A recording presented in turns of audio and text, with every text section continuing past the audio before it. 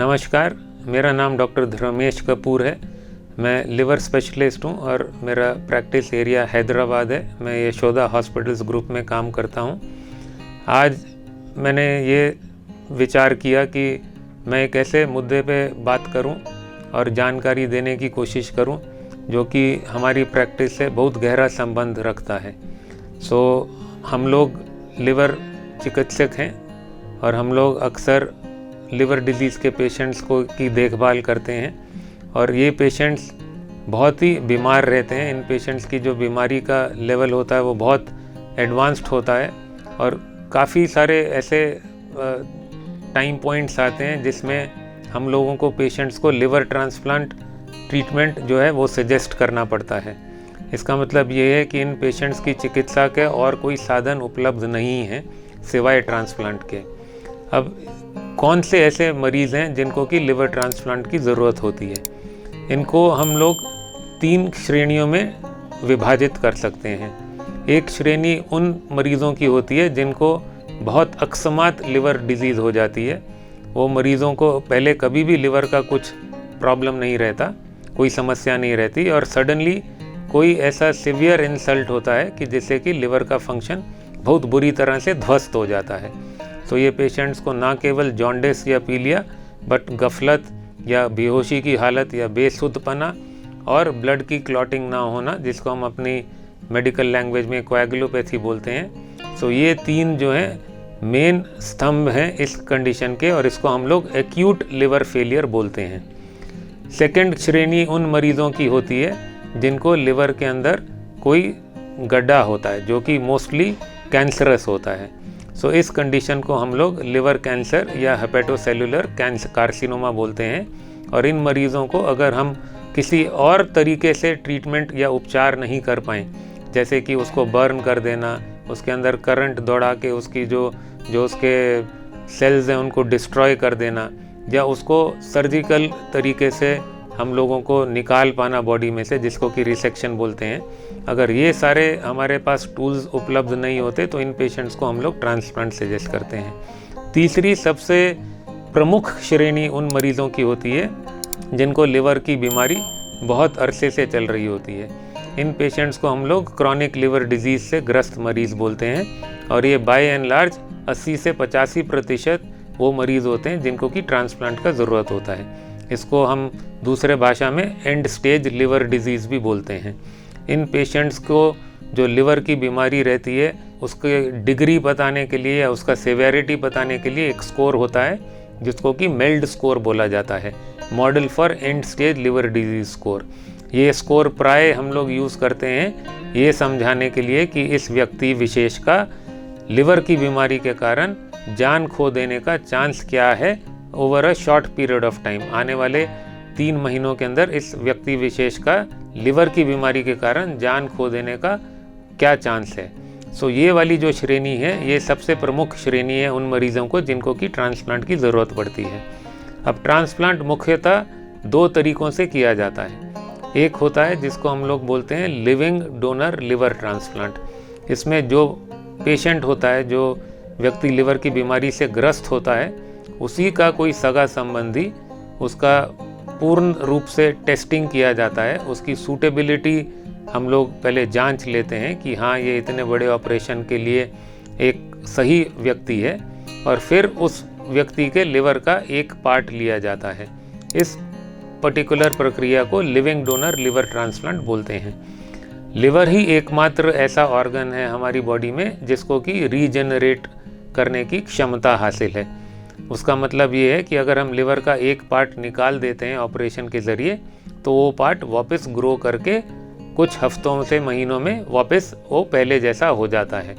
पर ये एक बहुत ही बड़ा ऑपरेशन है और किसी भी फैमिली के लिए एक बहुत बड़ा चैलेंज हो जाता है कि एक व्यक्ति जो है उस फैमिली का बहुत बीमार है और अपनी जान के लिए लड़ रहा है और उसी फैमिली के एक दूसरे व्यक्ति को हम लोग एक बहुत बड़े ऑपरेशन की सलाह दे रहे हैं। ऑल्सो ये जो ट्रीटमेंट है, इस ट्रीटमेंट को हम उन्हीं पेशेंट्स को दे सकते हैं जिनमें कि छोटी लिवर की वॉल्यूम, स्मॉल लिवर वॉल्यूम पर्याप्त रहेगी वो पेशेंट को नया जीवन देने के लिए। सो जनरली जो मरीज़ बहुत ज़्यादा सिक होते हैं या जिनका मेल्ड स्कोर बहुत हाई रहता है, उन पेशेंट्स को नॉर्मली बहुत सारे सेंटर्स लिविंग डोनर ट्रांसप्लांट की सलाह नहीं देते।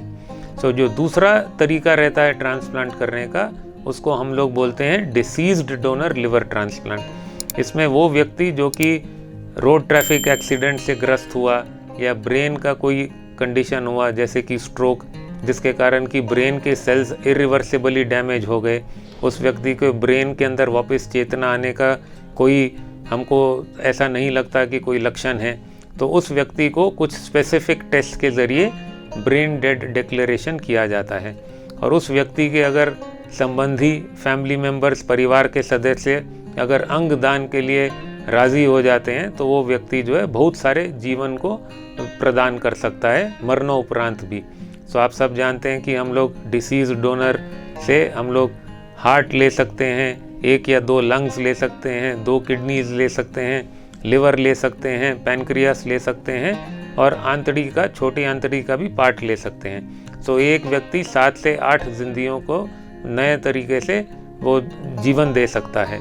सो ये क्षमता है एक डिसीज डोनर की। अब वापस अपने मेन सब्जेक्ट पे आते हुए, जो हम लोग पेशेंट्स रहते हैं जिनके अंदर या तो बहुत मोटापा हो, जिनका वज़न 100-125 किलो से ज़्यादा हो, और आजकल ऐसे पेशेंट्स का हमारे लिवर डिजीज़ के लिवर क्लिनिक के अंदर आना कोई रेयर इवेंट नहीं है। इनफैक्ट बहुत कॉमनली आजकल जो हम पेशेंट्स देखते हैं उनको जो है अपने वेट संबंधित इश्यूज़ रहते हैं। तो ये पेशेंट्स का फंक्शनल स्टेटस अच्छा नहीं होता, ये ज़्यादा चल फिर नहीं सकते, थोड़े पीरियड के टाइम इनके जो जॉइंट्स या घुटने हैं वो जवाब दे देते हैं, इनको जो है नींद की कुछ ना कुछ प्रॉब्लम रहती है, रात को नींद पूरी नहीं होने से जो हमारी जिह्वा है, जो हमारी ज़बान है वो पीछे गिर जाती है और उससे obstructive sleep apnoea, right heart के ऊपर जो हार्ट का दायां हिस्सा है उसके ऊपर प्रेशर आना, हार्ट फेलियर के लक्षण आना। सो ये सब चीज़ें बहुत कॉमन रहती हैं उन पेशेंट्स में जिनका कि वेट बहुत ज़्यादा रहता है। और इन पेशेंट्स को अगर लिवर की भी बीमारी हो जाए तो इनका ट्रांसप्लांट जो है वो मोस्टली अगर हम लोग डिसीज डोनर तरीके से करें तो उससे हमको बहुत सुविधाजनक परिस्थिति लगती है। वो इसलिए क्योंकि ये ऑपरेशन कम समय में हम लोग इसको अंजाम देने में सक्सेसफुल रहते हैं। इसमें एनेस्थीसिया का जो एक्सपोजर होता है पेशेंट का वो बहुत कम हो जाता है।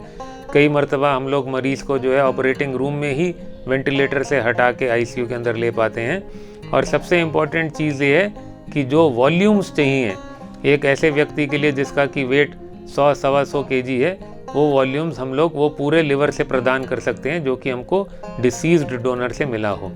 सो हम अपने आप को बहुत भाग्यशाली समझते हैं कि हम एक ऐसी संस्था में काम करते हैं जहाँ पे एक बहुत अच्छा बैलेंस है लिविंग डोनर ट्रांसप्लांट और डिसीज डोनर ट्रांसप्लांट के। सो वो व्यक्ति जो कि बहुत ज़्यादा बीमार है पर उसके बाकी सारे लक्षण ऐसे हैं कि उसको आधा लिवर जो कि एक लिविंग डोनर प्रदान कर सकता है उससे नई जीवन मिल जाए, तो उस व्यक्ति को हम लोग लिविंग डोनर लिवर ट्रांसप्लांट के लिए हम लोग उसको सही मानते हैं। और ऐसा व्यक्ति जिसको कि बहुत सारी दूसरी मेडिकल कंडीशंस हैं जिनका कि अभी मैंने जिक्र किया, या जिनका वेट 100-125 केजी से ज़्यादा है, उस परिस्थिति के अंदर हम लोग डिसीज डोनर लिवर ट्रांसप्लांट की सलाह फैमिली को देते हैं। सो इससे जो ज़्यादा से ज़्यादा बीमार पेशेंट्स हैं उनकी हम लोग देखभाल कर सकते हैं ट्रांसप्लांट के ज़रिए। हमारे संस्था के अंदर काफ़ी सारे पेशेंट्स हमारी कंट्री के अलग अलग हिस्सों से आते हैं जहाँ पे कि डिसीज डोनर लिवर ट्रांसप्लांट की सुविधा बहुत कॉमनली अवेलेबल नहीं है, वेटिंग लिस्ट बहुत ज़्यादा है, या वहाँ पे डिसीज डोनेशंस जो हैं वो बहुत अनकॉमनली होते हैं। सो उससे हम लोगों को एक ऐसा एडवांटेज मिल जाता है कि जो बहुत बीमार व्यक्ति हो उसको भी अगर लिवर ट्रांसप्लांट का ज़रूरत है तो हम उसको कामयाबी से अंजाम दे सकते हैं। धन्यवाद।